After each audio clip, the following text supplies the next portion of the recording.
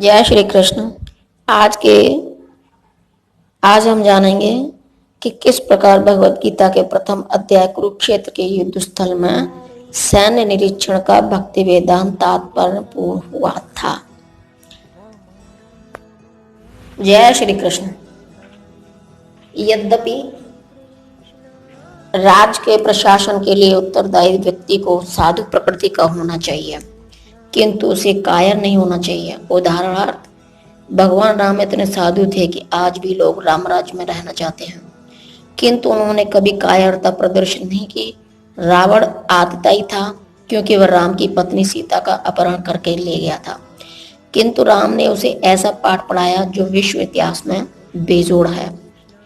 अर्जुन के प्रसंग में विशिष्ट प्रकार के आतताइयों से भेंट होती है। ये हैं उसके निजी पितामह, आचार्य, मित्र, पुत्र, पौत्र इत्यादि। इसलिए अर्जुन ने विचार किया कि उनके प्रति वह साम्राज्य आतताइयों जैसा कटु व्यवहार न करे। अर्जुन द्वारा कृष्ण को माधव अथवा लक्ष्मीपति के रूप में संबोधित करना भी सार्थक है। वह लक्ष्मीपति कृष्ण को यह बताना चाह रहा था कि वह उसे ऐसा काम करने के लिए प्रेरित न करे जिससे अनिष्ट हो, किंतु कृष्ण कभी भी किसी का अनिष्ट नहीं चाहते, भक्तों का तो कदापि नहीं। हे जनार्दन, यद्यपि लोभ से अभिभूत चित्त वाले ये लोग अपने परिवार को मारने या अपने मित्रों से द्रोह करने में कोई दोष नहीं देखते, किंतु हम लोग जो परिवार के विनष्ट करने में अपराध देख सकते हैं, ऐसे पाप कर्मों में क्यों प्रवृत्त हों। तात्पर्य, क्षत्रिय से यह आशा नहीं की जाती है कि वह अपने विपक्षी दल द्वारा युद्ध करने या जुआ खेलने का आमंत्रण दिए जाने पर मना करें। ऐसी अनिवार्यता में अर्जुन लड़ने से नकार नहीं सकता, क्योंकि उसको दुर्योधन के दल ने ललकारा था।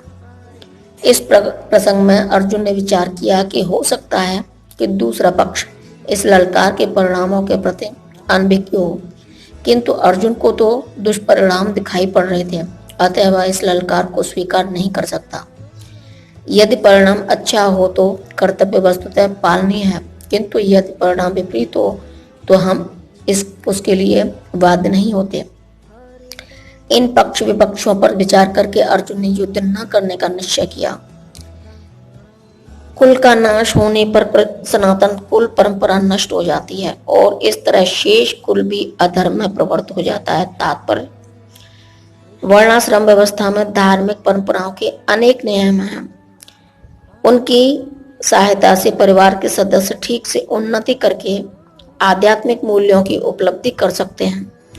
परिवार में जन्म से लेकर मृत्यु तक के सारे संस्कारों के लिए वयोवृद्ध लोग उत्तरदायी होते हैं, किंतु इन वयोवृद्ध की मृत्यु के पश्चात संस्कार संबंधी पारिवारिक परंपराएं रुक जाती हैं और परिवार के जो तरुण सदस्य बचे रहते हैं वे अधर्ममय व्यसनों में प्रवर्तन होने से मुक्ति लाभ से वंचित रह सकते हैं। अतः किसी भी कारणवश परिवार के वयोवृद्ध का वध नहीं होना चाहिए। हे कृष्ण, जब कुल में अधर्म प्रमुख हो जाता है तो कुल की स्त्रियां दूषित हो जाती हैं और स्त्रीत्व के पतन से ही है वृषणी वंशी अवांछित संतानें उत्पन्न होती हैं। तात्पर्य, जीवन में शांति, सुख तथा आध्यात्मिक उन्नति का मुख्य सिद्धांत मानव समाज में अच्छी संतान का होना है। वर्णाश्रम धर्म के नियम इस प्रकार बनाए गए थे कि राज्य तथा जाति की आध्यात्मिक उन्नति के लिए समाज में अच्छी संतान उत्पन्न हो। ऐसी संतान समाज में स्त्री के सतीत्व और उसकी निष्ठा पर निर्भर करती है। जिस प्रकार बालक सरलता से कुमारगामी बन जाता है, उसी प्रकार स्त्रियां भी पतनोन्मुखी होती हैं। अतः बालकों तथा स्त्रियों दोनों को समाज के वयोवृद्धों का संरक्षण आवश्यक है। स्त्रियां विभिन्न धार्मिक प्रथाओं में संलग्न रहने पर व्यभिचारिणी नहीं होंगी। चाणक्य पंडित के अनुसार सामान्यतः स्त्रियां अधिक बुद्धिमान नहीं होती, अतः वे विश्वसनीय नहीं है। इसलिए उन्हें विविध कुल परंपराओं में व्यस्त रहना चाहिए और इस तरह उनके सतीत्व तथा अनुरक्ति से ऐसी संतान जन्मेगी जो वर्णाश्रम धर्म में भाग लेने के योग्य होंगी। ऐसे वर्णाश्रम धर्म के विनाश से यह स्वाभाविक है कि स्त्रियां स्वतंत्रता पूर्वक पुरुषों से मिल सकेंगी और व्यभिचार को प्रश्रय मिलेगा, जिससे अवांछित संतानें उत्पन्न होगी।